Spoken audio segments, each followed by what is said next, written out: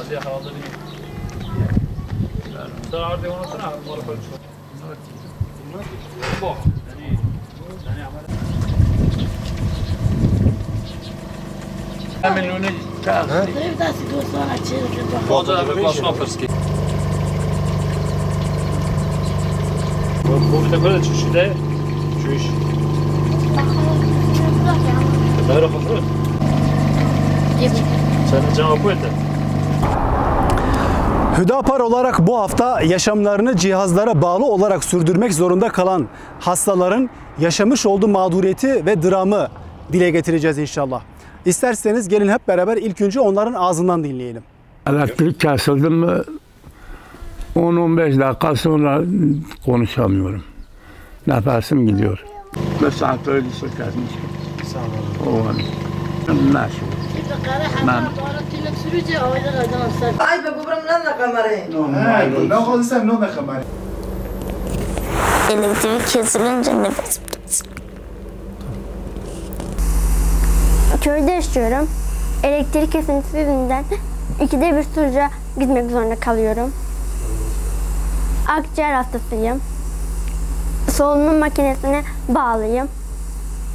Elektrik kesintisine çözüm bulmanızı istiyorum. Elektrik gittiği zaman nefes alamıyorum. Kır uğraştın mı kaçta? Bu çayda da ne yap? Buraya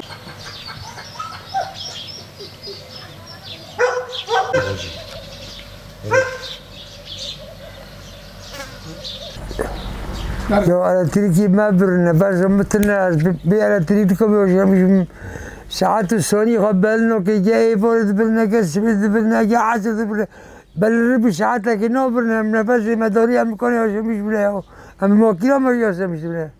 Mecburi mi konu nefesi mahal am bilmiş yani mecburi mi konu Türkiye bilmiş. Savaşet ki bilmiş.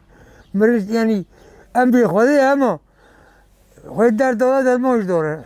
Yani bir elektriki de bir saat خواست سونی خواست اوی خانی بری اتازارو بیدی که ماده بیار گویا هم فتسه دمرنه یا حالی من نامیدی یا هم ارتک داری هم تکمن قومی هم بکنه خواه بلور یا بره قیمه قامه کوالی باش باقاره همچین رجاد که بره نبره الترکی یا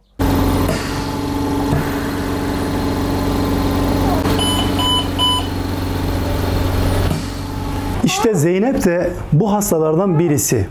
Elektrik gittiği zaman cihaza bağlı yaşamlarını sürdüren hastaların nefesleri de kesiliyor. Peki bu soruna karşılık çözüm ne diyecek olursanız çözüm önerisi şu. Cihaza bağlı yaşamlarını sürdüren hastalar, onlar için bir bilgi bankası oluşturalım. Bu bilgi bankası elektrik dağıtım şirketine iletilsin. Oradaki hastaların bilgileri onlarda mevcut olsun. Elektrik dağıtım şirketi herhangi bir mahallede ya da herhangi bir sokakta elektrik kesintisine gittiği zaman önceden bu hastalara bilgi versin, haber versin. Hastalara 3 saat mi 5 saat mi ne kadarlık bir elektrik kesintisi olacaksa haber versin. Daha sonra da hayatlarını idame edip edemeyeceklerini bir sorsunlar. Gerekirse bu hastalar için jeneratör desteği ya da güç kaynağı desteği sunulsun ki arada elektrik kesintisi olmasın ki bu hastaların da nefesleri kesilmesin. O yüzden Şanlıurfa Valiliğine, İl Sağlık Müdürlüğü'ne ve elektrik dağıtım şirketine sesleniyoruz. Diyoruz ki lütfen bir araya gelip bu hastalar için bir bilgi bankası oluşturun. O bilgi bankasında bütün hastaların iletişim bilgileri mevcut olsun. Ve lütfen elektrik kesintisi olduğu zaman bu hastaların nefesi kesilmesin. Bu olursa bu hastalar hayatlarını çok rahat idame edebilirler.